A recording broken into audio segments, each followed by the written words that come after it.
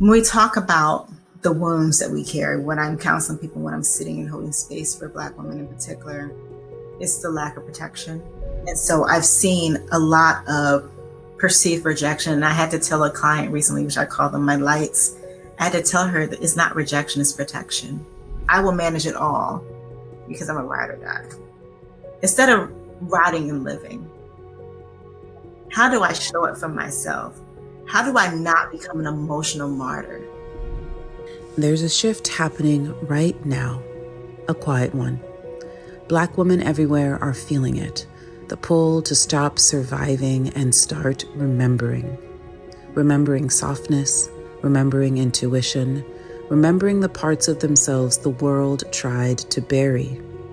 This episode is called The Return of the Black Sacred Feminine, and it's not a slogan, it's a homecoming. To help us open this conversation, I invited someone whose life is dedicated to that remembering, Minister Zegasus, a healer, a conduit, a woman who has spent more than 25 years listening to the wounds Black women carry and walking with them back to themselves. Today we talk about the old world and its programming, the spiritual amnesia so many of us live with, and the shift into a new earth where Black women rise in their softness, their sovereignty, and their divine knowing. If you're a Black woman feeling the nudge that something in you is waking up, this one is for you. Welcome to Voices of the New Earth. Today, I have the honor of welcoming a woman whose entire presence feels like a sanctuary, Minister Zegasus. She is a conduit of care in the truest sense of the phrase, a healer who bridges the spiritual and the practical, the seen and the unseen, and the deeply human terrain where Black women often carry wounds no one names. For more than 25 years, Zegasus has served at the tender intersections of trauma, displacement, crisis, and remembrance, guiding people home. She's an ordained minister, a holistic practitioner, the founder of Magic of Sacred Arts and the Light Enclave, and a woman whose intuitive gifts allow her to sense what the world often overlooks. What I love most about her is this. She moves with a belief that every encounter is an opportunity to lift someone higher. And that is exactly the energy she's bringing into this conversation today about Black women, about our wholeness, our wounds, our becoming, and the divine intelligence that lives inside our stories. Minister Zegasus, welcome. Welcome. Yes. Thank you so much, Dr. Gray. I appreciate this wonderful time just to come together and speak about very real matters that our sisters, our souls and spirits need to hear. Yes. I'm so excited to dive in, to talk to you. Tell us where you are calling from. Where are you having this conversation from? It will be 3 years in February of 2026 that I've been in Vanuatu, the South Pacific Islands. I don't think anybody wakes up one morning and goes, this is where I'm going to be in one particular point of my life. But this season, this chapter of my book has brought me to Vanuatu. So yes. I am on the Pacific Ring of Fire. Amazing. 15 hours ahead of you all. Yes, you are grounding that beautiful Black sacred feminine in that side of the world. So yes. I'm sure many people listening have never heard of that country. I certainly didn't when you first told me you were leaving the United States to go. So I had to look it up, but you're doing amazing, beautiful things there. So let's introduce the audience to you, because I know you well and I know your soul, but I want the audience to feel you as well. So I want, if you can, just take a few minutes to tell us who you are, and then we'll dive into this conversation. Okay, so I am Zegasus. I'm the love child of a Pegasus and a zebra. A Pegasus because it's this magical, valiant creature, protector of men, lover of men, but also a zebra because every zebra has stripes. None have the same pattern. So I never meet a stranger. I can always connect with people in a very meaningful way. It's very challenging for me to have like this superficial, small talk conversations with individuals and others. I deeply like to get into this deep rooted connection of a conversation. And my friends incessantly tease me because they're constantly like, "You're looking in people's soul," and I'm like, "I'm not trying to. I just it's a soul connection." Yeah. And so everything I do is rooted and established in love, and that's one of the phrases from one of my favorite scriptures in Ephesians. But it's rooted and established in love. How are you operating? Are you moving in grace? Are you in a posture of gratitude? Are you enhancing others' lives? So, as Dr. Gay so eloquently mentioned earlier, every engagement, every interaction is an opportunity to connect with people, find out what they need, support them in that space. And so you want to lead people, lead places better, cared for, warm, like sunshine. Beautiful. And you do that beautifully. I know that I have received that medicine from you every time I have interacted with you. I have watched you move through the world on social media, on your YouTube channel, and I can definitely feel all of that. You give very beautifully. So tell us, when did you first realize that your spiritual assignment was connected to the healing and rising of Black women? So it's funny because I hail from a long line of beautiful brown women who have been spiritually gifted by God. They have an anointing of some form, and they have used that anointing in different facets of their lives. So I think my early remembrance was when I was probably 5. Wow. I grew up in the Pentecostal, Church of God in Christ. And so I would be in the back of the church counseling adults, like at 5 and 6 years old, counseling adults about like their marriages and things, and speaking to people's hurting spaces. And at that time, I didn't have the language to articulate what that even means. But I knew I was called to others. I wanted to reach others in their heart spaces, but also their hurting spaces. So kind of move them from like that hurt to the healing. And so it took quite a bit of a time, because when you don't have the tools and resources to articulate what's going on, when you are experiencing things that you cannot readily rationalize, it can be challenging. And so I think it took until I got into my teenage years to kind of fill out like, okay, I'm weird, I'm different, but this is what God has called me to do. How am I supporting and loving my sisters? You felt this, almost like this ping, this gut wrenching feeling within your physical being that coupled in or mirrored the spiritual aspects that you were also feeling and experiencing. And it pushed me to go, okay, how can I support women? How can I support girls? What is the exposure that needs to happen so they have the resources and tools to ameliorate their own lives? Because, we're not talking about teaching or giving people fish. We're talking about how to teach people how to fish. So that whether your presence is there physically or not, they're able to materialize, able to manifest what they need in that season. So probably about the age of 5. And then it probably took me into my early 20s before I was like, okay, this is not comfortable. This should not be my plan A, but let me make sure I get a plan B. But that fulfillment you get from supporting and doing the work alongside someone, so they don't feel like they have to do it alone. Yeah. It's interesting because when I chose to work with, or when I chose the specialty of OBGYN, it was because of Black women. It was because of work that I did in Africa. I had no plans at the time in medical school to go into women's health. I was going to be a surgeon, a pediatrician, something else. And I ran into these amazing Black women who supported their entire communities, their entire families. It was like they carried the world on their backs, and without them, nothing worked. So I fell in love, I think, with Black women all over again, because of course, I had Black women all around me, but they're the fuel or the reason why I even chose women's health. So did you find that there was a deliberate, intentional choice for you to work with Black women, or? So here's the funny thing. I'm so happy you mentioned Africa in particular, because my parents were very much about, okay, you're a U.S. citizen, but you're going to be a global citizen. You're going to be a person of the world. And so I had from a very young age, was immersed in international cultures and traditions and practices and learned from people. I had friends who were Sri Lankan and Russian and Chinese. And so that was the gamut of like my sphere.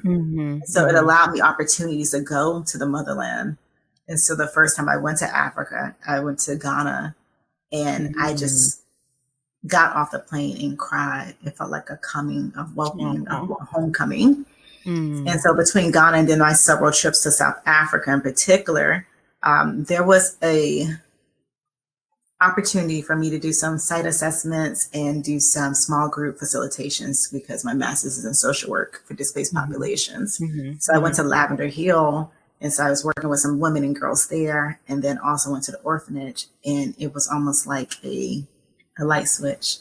I always loved helping people, but when it came to like that aspect of seeing the divine Black feminine be in spaces and have to take up spaces, right, to exact the changes needed within themselves, but also then within their families, and then by offshoot their communities as well. It was marvelous in the most purest of ways. Nice. You saw women show up every day despite the circumstances, despite the challenges, and go, I'm holding space. Yeah. So let's dive right into what you were holding space for. Let's go right into the souls and the wounds of Black women. When you look at, I'll call it the old world, because we are building a new world on this podcast. When you look at the old world, what do you see as the core spiritual wounds that Black women carry? I think when we talk about the wounds that we carry, when I'm counseling people, when I'm sitting and holding space for Black women in particular, it's the lack of protection. It is the lack of reassurance of who they are. It's the stripping of the power, the trauma that makes us feel like we are either too much or never enough.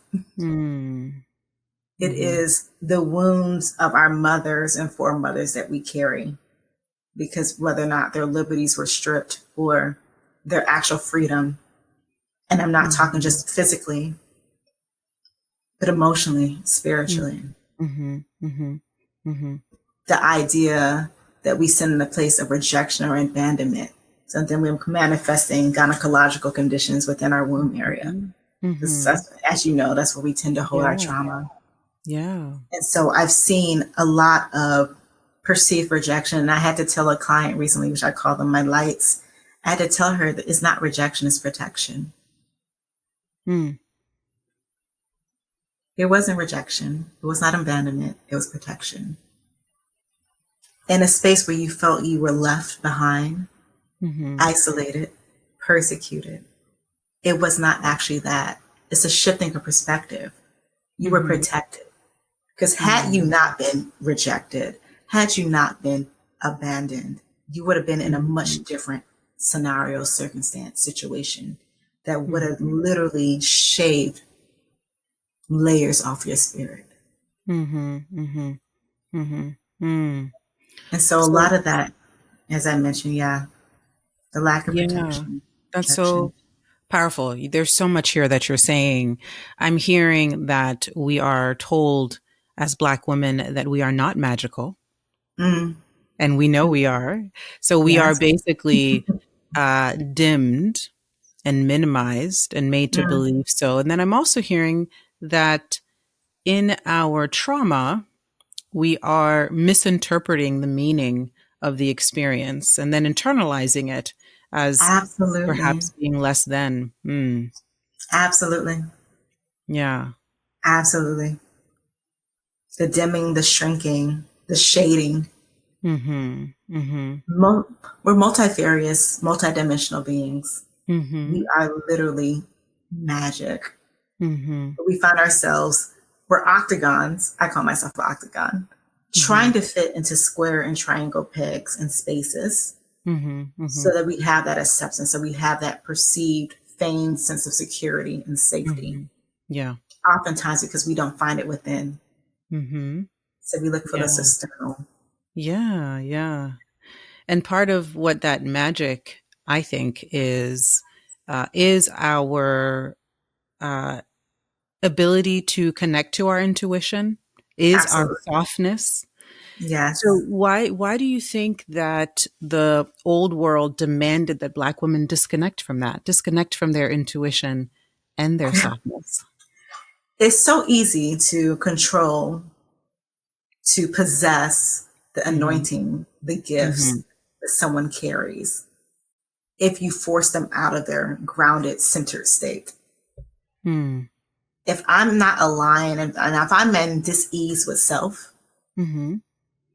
Mm-hmm. then I'm not properly functioning or flowing. It's almost as if they were putting up spiritual and emotional dams to Mm-hmm. stop the flow of the Mm-hmm. anointing, stop the flow of the knowing. The Mm-hmm. intuition is what kept us safe. Mm-hmm. The intuition is what keeps us emboldened and encouraged. And if I can find a way to discourage you and have you Mm-hmm. forget who you are, push Mm-hmm. you in a state of survival and not that softness, Mm-hmm. Mm-hmm. then essentially I am dissecting, I am dividing you up. Yeah. Yeah. Back to that whole Mm-hmm. understanding of being in dis-ease. So now I'm Yeah. disconnected from my own body. Now I'm disconnected from my own knowing, and I'm susceptible Mm-hmm. to anything. Mm-hmm. To control. Yeah. Yes, absolutely. Mm. Mm-hmm. Absolutely. Control based in fear. Yeah. Yeah. Yeah. Mm. Yeah, and that can explain, or we can understand how throughout colonization and all of the ways in which Black people in general, I think, have been oppressed. We can Yes. understand that. But what about um, maybe how our own generational expectations, just within our own Mm. communities, how do those expectations shape the way Black women learn to serve, to love? Maybe around the notions of self-sacrifice. How do we do Mm-hmm. this to ourselves? So what I tell people often is your mind can be wondrous or your mind can Mm-hmm. be wicked. And Mm-hmm. a lot of times those wondrous states or the wickedness is coming from external factors. And when we talk Mm-hmm. about generational healing, generational curses, Mm-hmm. generational teachings, Mm-hmm. it typically falls into familial expectations, so family. It typically falls into religious expectations, the constraints and the parameters that are placed on us. We're Mm-hmm. supposed to be free and moving. It Mm-hmm. typically falls into societal expectations. Mm-hmm. And so we push our daughters oftentimes into spaces where we're like, you need to hold up as much space for everyone else, but none for yourself. Mm-hmm. Mm-hmm. Shrink so others can grow.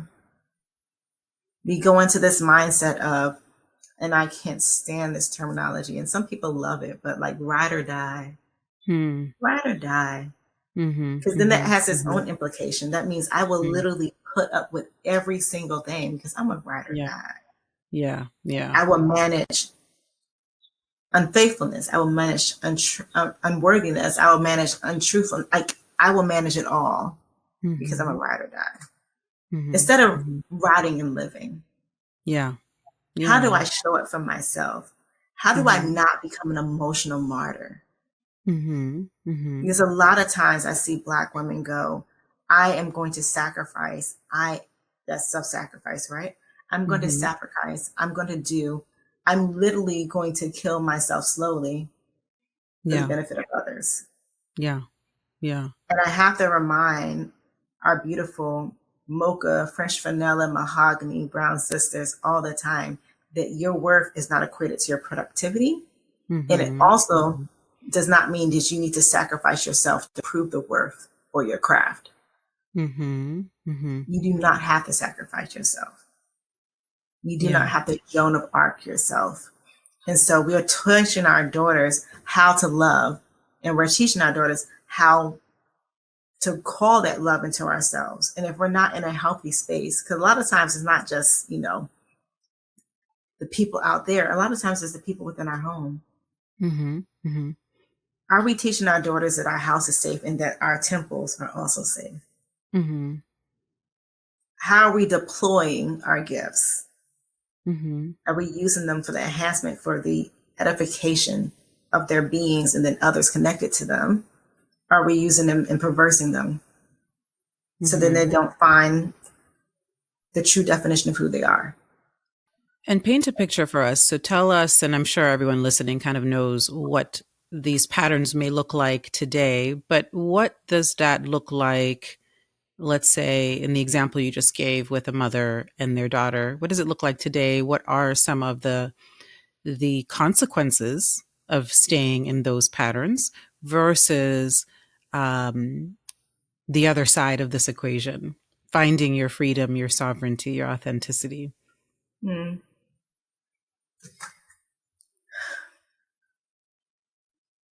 And I think it's a little bit heavy on my heart because a lot of mamas, unfortunately, are teaching through their trauma. Hmm.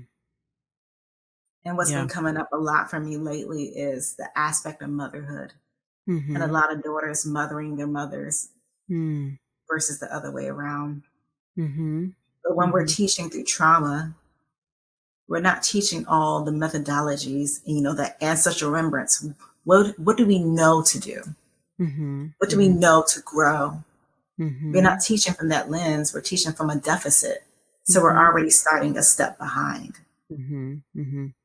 A lot of it's about shifting the perspective, but a lot of it is, hey, I'm your mama, but mama needs to heal and grow too. Yeah. Yeah. And maybe we pull that dynamic instead of me teaching through my trauma and the lens of deficit, the lens of not enough. Mm-hmm. Maybe I go and take a step back and say, hey, let me shift this perspective. Let me acknowledge where I am, who I am, and let's work through this together. Yeah. So I personally have dealt, with different traumas personally, but Mm-hmm. also supporting people through those spaces. And I have to remind myself and be cognizant because I do have a daughter. Mm-hmm. What I'm advising her on this, is this a place for deficit or is this more than enough? Yeah. Is this a fear-based decision Mm-hmm. or is this seated in hope? Mm-hmm. Mm-hmm. And what I'm saying to her going to break and quench her spirit, or is it going to embolden her? I have Yeah. this statement that goes, you are beautiful, you are brilliant, you are brazen. Mm-hmm. All the things that God admitted you in my womb to be. And so I echo Mm-hmm. that to my lights often. You are Mm-hmm. brilliant, you are Mm-hmm. beautiful, Mm-hmm. you are brazen. Mm-hmm. Because you need to start from a foundation that is strong. Yeah. As we're building these families, as we're building these communities, what is the material you're utilizing to lay the Mm-hmm. foundation? Mm-hmm. Is it rooted in trust? Is it rooted in understanding, intuition of self? Are you Mm-hmm. pulling the knowledge and the resources that your mothers and your foremothers gave you? Mm-hmm. And a Mm-hmm. lot of it's an unlearning. Mm-hmm. What am Yeah. I what am I receiving? Yeah. What am I No, that is taking so in? true. That is so true. And I think my mind goes to an example, I think personal, a very personal one, where I remember sitting in a hair salon, Mhm. watching another black mother bring in her black daughter. And she must have been maybe 7, maybe 6 or 7 years old. And she was getting her hair straightened. These were back in the days before my locks, where I would go to these Brazilian blowout salons. And And I remember watching that dynamic where she was forcing her daughter was complaining and saying, I don't want my hair straightened. I hate it. It's so hot. It's painful. And her mom is basically telling her, you have to have your hair straightened. You're going to Mhm. start school. You need to look presentable. And here I am sitting in my judgment, thinking, oh my goodness, she's teaching her daughter to hate herself. She's teaching her daughter to hate her Mhm. hair. Mhm. But then no later than, I don't know, it's probably a week after this incident occurs. I remember doing my own daughter's hair, and she looks at me, she turns around and she says, what you're doing hurts. I hate when it's hair day. And I made the connection. Suddenly I saw that I have trauma around my own hair, that Mhm. I also grew up hating hair day, hating my hair, feeling, oh my gosh, this is so difficult to manage. Why does my hair have to be curly? I wish I had the straight hair that my white friends had. And all of that is Mhm. trauma. It's all Mhm. trauma that we learn and then we Mhm. pass it on. And in Mhm. that moment, I decided I was going to treat her hair differently, speak to it differently, talk to her. So Yes. now she loves Yes. hair day. And Yes. it's so right when you say we have to heal ourselves first. It's not about like a checklist or anything. Do this with your daughter or say this. If you're not healed, if you can't recognize the ways in which, you have carried some of that story that you're less than or that you're too Yeah. much, then you're just going to pass that right on to your daughters. Yeah. Mhm. And I often echo and caution people because healing is not linear. We know this. Healing is not Mm-hmm. like a one-stop shop. But as Mm-hmm. you're doing the healing work, it's going to open up portals. It's going to open up things within you. Yeah. It's going to remind you who you are. I love the fact that you used the hair day example because a lot of us were taught that, you have to be this certain image to be acceptable. You have to be this certain image to be beautiful. Mm-hmm. Mm-hmm. And the Yeah. irony of that is that throughout the expansiveness of time, even though we were taught to be shrinking and dimming and shading Mm-hmm. and masking Mm-hmm. our true essence, Mm-hmm. cultures around the world have tried to emulate and imitate what we are Mm-hmm. Absolutely. Yeah. around the world Yeah. from Yeah. the extent of time to the present Yeah. day. Yeah. Absolutely. Right. It's not rooted in truth, but No. the only thing that really matters is, do we believe that we are Mm. less than, right? So Yeah. many times, and I've had this conversation a minimum of probably 10 times this week, literally. So many times we are told a lie and we receive it as truth. Yeah. Mm-hmm. And when we receive that lie as truth, it shifts our entire world. Mm-hmm. So when we talk about the old world versus the new world, we talk about how you're supposed to shed old skin to get new skin. Mm-hmm. Change out the old wineskins for the new wineskins so you can receive more of that bountiful blessing. We cannot do that if we are in a narrative that is not aligned with our truth, aligned with our calling, aligned with who we are, who God created us to be. Absolutely. There's so many Absolutely. times we find ourselves in that space.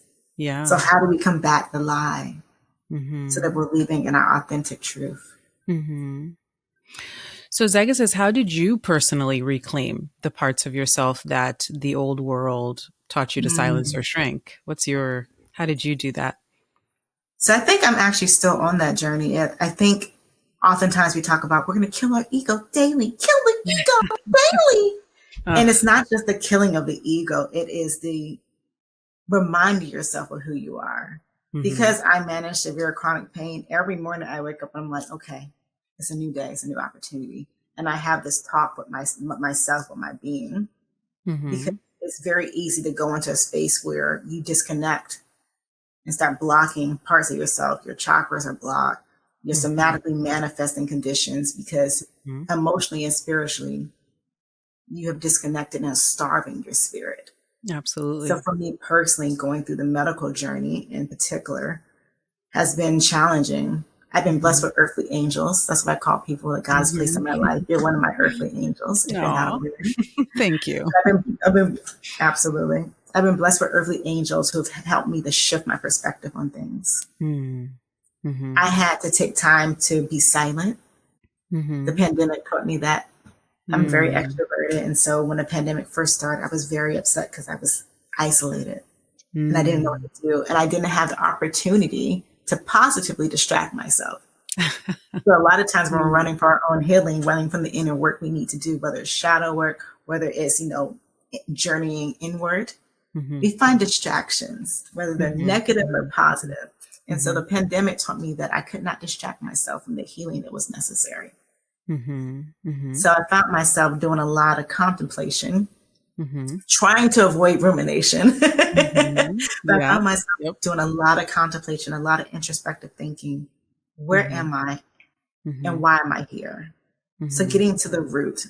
So I use this metaphor about how we have this garden and it's fertile soil. And so we're planting seeds. But what are you sowing and what are you reaping? And once you see a weed in that garden, do you not pull it out from the root so it doesn't then fester and sicken the rest of the soil? Yeah. And so that's the kind of work I had to do. I had to come to myself and be honest. Yeah. I had to be raw in my true essence. And I had to say, okay, what is it that you're carrying? So if I somatically have tension in my shoulders, oftentimes it's because I'm carrying the burdens of something. Yeah. Do they belong to me? Yeah. And so kind of doing those body scans, those assessments, why am I clenching my teeth? Why is there tension in my body? Where am I going? What am I saying? Who am I speaking to? Who am I around when my body starts to give me messaging? So this is something I caution to my lights. I go, what is your body? What is your spirit telling you? And so I had to do a lot of body scans. I had to do a lot of real conversations with self. And then one of the most healing aspects for me is going into nature. And so if I am managing lower back trouble, or if I'm managing a space where I'm trying to fight being catatonic, I will push through the pain when I have the capacity. Let's be clear. If you do not have the capacity, give yourself grace, take that sacred rest. But when I have the capacity, I push myself and I'm like, I need to keep moving. There's a lot of stagnant energy that kind of houses up within our being when we're not listening to our bodies, we're not listening to our spirit. And so I had to find ways to nourish my spirit, whether it was reading good material that spoke to me, that resonated, whether it was going into the river, literally, I call it putting your souls in soul for your soul. Soles of feet and souls of dirt for the edification and the enhancement of your soul. And so I kind of had to do that healing work. But I think, like I mentioned, healing is not linear. So you're constantly moving through spaces. You're constantly moving through your being and acknowledging things. And then when you identify, you pull it out and address it. So in Awakened Medicine, and I think my listeners are familiar with my my program, or I guess my approach to medicine that goes beyond just traditional medicine, we start exactly there, which is uncovering where you have misaligned with your soul. And it's interesting. So I have what I call 7 gates, and these are the 7 ways I have found to most reliably discover where your weeds are. And one of them is your body, learning how to listen to your body, which none of us learn how to do, unless you're Zegasus. But, we need to go back there, especially as Black women. I think, as from my direct experience, whenever I've worked with my Black patients, they're just the fastest at connecting to their body, getting the messages, and then finally listening. And everybody can do this, but there's something inherent, I think, in there's just the sacred Black feminine that already knows how to do that. I call this where these wells, like these deep, resounding wells of wisdom and understanding. And when we connect with our beings, when we connect with our centers, when we align ourselves and we're grounded, it's as if we've hit oil in the dirt. Just branches out, it just sprays out. It's overcoming. It's an abundant, overwhelming experience. It's so easy for us to slide into that space if our minds are where they need to be, and our spirits, and we're honoring our hearts. Well, that takes me right into a question that came up, which is what does happen inside a woman when she finally trusts her inner voice again, when she's finally listening? Ma'am, Dr. Gay, oh my goodness, when I think about the experience of coming to that awareness, that epiphany that happens, sometimes I call it a significant emotional experience. It's the catalyst that brings it back to who we are, that remembrance. It's going to be weird. It's going to be disjointed how I explain this, but because I'm weird and I tell people that up front. It's like igniting an orb of light within your being. And so then there is a permeating of waves, frequencies, flow that flows from you to others. It's a healing wave. Sometimes it feels like actual warmth, like your body gets warm, your hands get warm, they start tingling. It's like deja vu personified. So you're like, okay, wait. I've been here before. I know this person. I know who I am. Mm-hmm. It's a heightened awareness. I tell people often I go through spaces and places with a heightened sensitivity, always. Not always fun, not always great, but it's a heightened sensitivity where I see people because I'm allowing myself to see me. Mm-hmm. Mm. One of the prayers I say and that I caution to my lights, God, show me how you see me. Mm. Oh, I love that. Remove the veil from my eyes so that I have clear sight and clear vision. Mm. Because once that veil comes off, it's time. Yeah. It's a Yes. rebirthing. It's a coming back to who you are. So Yes. it has different, I think, properties. Yeah. Beautiful. Oh, I love that so much. So you're describing an awakening of, I guess, what others would call spiritual gifts, but really Yeah. they're just the way we are meant to move through the Absolutely. world. I think Mm-hmm. for me, that definitely happened. But the other interesting thing is that things start to manifest in your life. Mm. It's Yes. almost as if dreams that you couldn't possibly dream yourself begin to just Mm. birth themselves in your Yes. life. Yeah, you find it's unbelievable. You find Yes. meaning and purpose and Mm. clarity. But like you said, I think what happens within you is absolutely the most Mm. unbelievable, amazing awareness. And then everything that happens outside of you is just reflecting that. It's ancestral medicine. Yeah. We talk about, and this goes back to the healing, right? When we're working through the trauma, am I putting a Band-Aid on this wound? Mm-hmm. Am I distracting myself? Am I going to get another degree, another certification? Am I sitting Mm-hmm. for yoga? Like, am I doing something? Because there's positive distractions, right? Mm-hmm. Or am I doing the healing work? Am I taking the ointment Yeah. so that it can touch all the parts? Another part of the prayer I say to people is, because I believe in Christ, and so that's my Mm-hmm. foundation core. And so I'll Yeah. go, Jesus, walk through every room, every valve of my heart and mend it. Mm. Because a lot of times we're calling ourselves broken and we're heartbroken, but we're not broken, we're bruised. Exactly. If you were broken, you couldn't function, you couldn't move, you couldn't do, Yeah. you couldn't be. Mm-hmm. And sometimes just being is a testament to our strength, testament Mm-hmm. to the power we possess, testament Mm-hmm. to the anointing Mm-hmm. that we Mm-hmm. carry. Mm-hmm. Mm-hmm. Beautiful. Do you believe that Black women have a specific role in this global awakening? And if so, what do you think that role looks like? Okay, back to my weird space. Black women are these, like I mentioned, multidimensional, multifarious, just electromagnetic beings and these beautiful potteries of clay Mm-hmm. of all shades and gradients. Mm-hmm. But oftentimes I feel like they are not just light bearers and life givers, but we're catalysts. Mm. Throughout the different facets of life, when we talk about not just age-wise and sequencing, but like even professions and careers where you see Black women show up throughout the history of time, Mm-hmm. whether it's engineering, whether it's medicine, whether it's Mm-hmm. aviation, whether it is divinity, Mm. we are catalysts that bring about change always. Mm.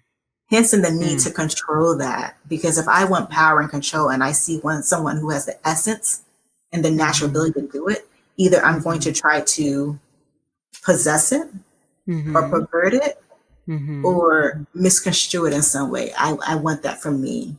And Mm-hmm. so we don't realize that a lot of Black women have the gift of mirroring. We Mm. reflect to others who they are. And if Mm-hmm. you're doing the healing work, it's fine. Oh, thank you. Oh, yeah, I see that in me. Oh, yeah, great.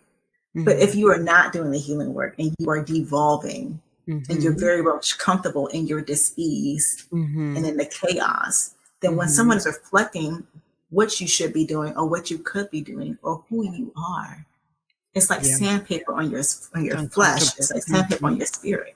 Mm. And then that's why we wonder as Black women why people respond to us in aggravated spaces. And then why they project that Mm. narrative of angry Black women. It's not because we're angry. It's because they have Mhm. anger within themselves that they have not resolved. Mm. So we Oh, are literally catalysts. I love this so much. I love the way that you said that. So for anyone listening, if you're a Black woman and you are in an industry, in an environment, in a job, and you have silenced your urge to upgrade that space, this is your permission. I hope you heard that. I hope that landed for you. That is so amazing. I definitely agree with that wholeheartedly. I think I've seen that in my life and definitely in the Black women around me. Yes. Give yourself permission to be. Yeah.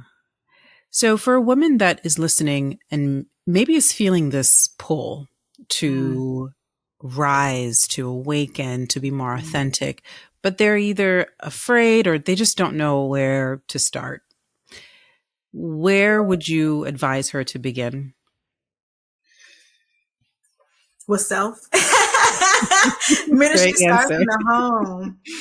You have to silence all the distractions around you and inside you long enough to hear that quiet voice, hear your spirit.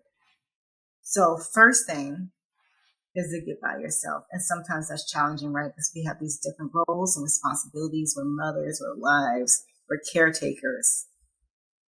But you first must be by yourself, get by yourself. See if somebody can babysit the kids. See if you can put some meal prep together so the person can manage on their own. But take time to sit with yourself.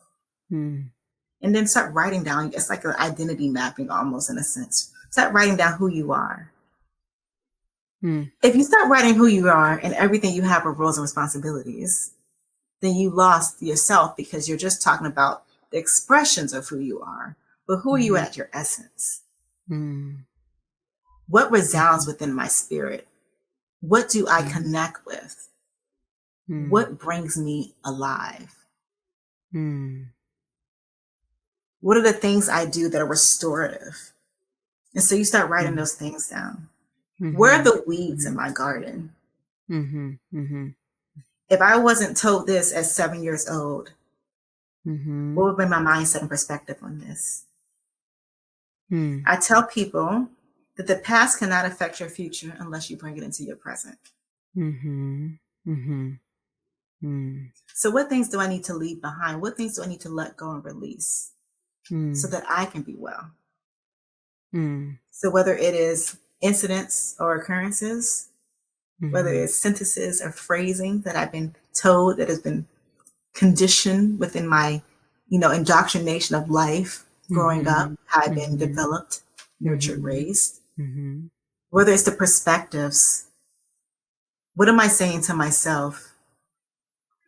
All that work starts with self. All that work starts with removing the distractions around me. So I don't need to go to another stage right now. I don't need to read another book right now. I need to sit with self. I need to hear my voice because I've taken too much time in my innings and outings to mold myself to what people want. So it's also that very hard task of removing the mask. I'm pulling this layer off. I'm pulling that layer off. I'm removing the high functioning, but I'm actually depressed mask. I'm removing the ride or die because I don't want to be alone mask. I'm removing the unnecessary feigned guilt and shame I'm carrying because of something that's outside of my control mask. I'm removing the I wish my mother would have nurtured me and gave me this, but now I'm caregiving for her mask. So a lot of it is operating in grace. A lot of it is giving ourselves grace. This grace that we so easily extend to others. A lot of it is taking time and pace. Because we are these beautiful spiritual catalysts, we literally can control how we move and the cadence in which we do it. Do I need to quicken my pace? Do I need to slow down? So that I can hear. So there's different things. There's different things, practical resources we can utilize. A lot of it is that inner work, that inner traveling. 100%. I love how you said mask several times because my book that's coming out in January is called The Divine Masquerade. And it's so aligned. And I love your answer because I often get this question. It's always usually, well, what should I do? What practices should I begin? And it doesn't really begin in the doing. It always Mm-hmm. begins within and sitting in that Yes. stillness and listening Yes. and uncovering Absolutely. what is inauthentic. Because Mm-hmm. we have many, you know, we have so much that we have picked up and we think is Mm-hmm. ours. We think Mm-hmm. we can't change, but doesn't belong to us. So I love that. Especially as an empath, for sure. Those who are Yeah. feeling others, it Mm-hmm. is a act of cognizance and intentionality to say what belongs to me and what belongs to other people. Mm-hmm. So that Mm-hmm. I'm not then carrying the weight Mm-hmm. of Mm-hmm. others, Mm-hmm. the projections of others, the opinions. Mm-hmm. Mm-hmm. What people think of you is none of your business. Mm-hmm. And Yeah. it's not your problem. Yep. Yep. Yes. A lesson that's hard for many of us to learn. Mm, mm, Amazing. mm, Well, I know we're wrapping up on coming up on the end of our time. I want to ask you one last question mm. to really kind of ground this conversation, and then I'll give you an opportunity to tell all of our listeners how they can reach you and work with you. And so the last question I like to ask my guests is, what does your soul want us Mm, to know right now as mm, we move into this new earth? And why did you come at this time? mm. I honestly believe that I came at this time because it's got purpose. Mm-hmm. My second book was like the exposition of Esther and the importance of blood ties. And it's actually Mm. Beyond the Mask is the name of the second Mm. book. Wow. Oh my Synchronicity for goodness. sure. But it was that urge, that need to break free. Mm-hmm. And if I would say anything to the listeners, the viewers, the lights, our clients, Mm-hmm. it is time to come home. Mm. Mm-hmm. It's time to Mm-hmm. come home. You've Mm-hmm. traveled, Mm-hmm. you've educated yourselves, Mm-hmm. you've connected with people, you've Mm-hmm. created people, you Mm-hmm. created purpose and businesses and all that wonderfulness. But it's Mm-hmm. time to come home. Mm-hmm. Mm-hmm. And you mentioned it so wonderfully earlier. It's that urge, that knowing. A lot of women I know, six-figure positions, but the happiness is not there Yeah. because the remembrance has not come to themselves. So we try to find things outside of ourselves to fill us, Mm-hmm. but we're Mm-hmm. already whole. Yeah. Yeah. And so I would say it is time to come back to remembrance. It's Mm. time to acknowledge and accept all of who you are. Mm-hmm. The assurance you need is already within you because God is within you. You are divine and sacred. Mm-hmm. Mm-hmm. And so remembering that sacred divinity that you hold in the house within this temple, this body, it's almost like a warm embrace. Mm-hmm. Mm-hmm. And so if you're searching for warmth, if you're searching for longing, if you're searching for becoming and community, you are your community and your tribe. Is it already attracted to you? Is based upon what you're putting out. Mm-hmm. Mm-hmm. Mm-hmm. Beautiful. So come Thank back to you. self. Thank you Mm-hmm. so much. Thank you so much. So everyone listening, it's time to come home. How Yes. can they reach you? Where can they find you? Ugh. I told you I'm antiquated. I'm 3,343 years old. But if you would like to connect with me, it's Magic of Sacred Arts, magicofsacredarts.org. I'm also on Instagram as Zegasus, Zegasus _Mosa, Mosa. And then you can also find me on Facebook. And I believe that will be the Enclave. And then I have a YouTube channel for Zegasus 7915. But yes, if you want to Perfect. connect with me for sacred support, Magic of Sacred Arts or magicofsacredarts@gmail.com. Amazing. Very good. And if you guys are listening to this on our YouTube channel, we'll put all of those links below in the description box. So definitely reach out to Zegasus if anything we said here landed Mm. for you and you are ready to come home. Thank you so Come much. home. Yes. Yes. Thank you. Thank you so much for showing up, for being here, for your generosity, for giving so freely, not just on this podcast, but in your life. I have seen you do it so much. And I want to thank you for your light and for being here with us at this time. And can I just take a moment just to honor you and your sacredness and the heart that you have? Because Oh, you're starting going to in make me Western cry. medicine, starting in Western medicine and then incorporating Eastern medicine and ancestral wisdom is a scary thing to do. Absolutely. Not a lot of people are walking that path. And so just Mhm. letting you know that we Oh, see you and we honor you thank as you you. walk in Thank your you. authenticity and your truth. Because you're doing healing for you and your daughter, but you're also doing Mhm. healing for a lot of mothers and other daughters and sisters, Thank those you. who need to see your light. So thank you for being a beacon. Ah, thank you so much. Thank you. I'm sending you all my love. And thank you again for being here. Absolutely. Thank you. Love you all. Light. Thank you for tuning in and sharing the space of remembrance with us today. If something here stirred your spirit, let it move through you. Create with it, live with it, let it change you. And if you're ready to walk this path with others who are choosing purpose, creation, and light, come join me inside the Circle of One, our free community on School, where healing becomes practice and conversation becomes awakening. You can find us at school.com/the Circle of One. Until next time, keep listening to the quiet within you. That's where the new earth begins.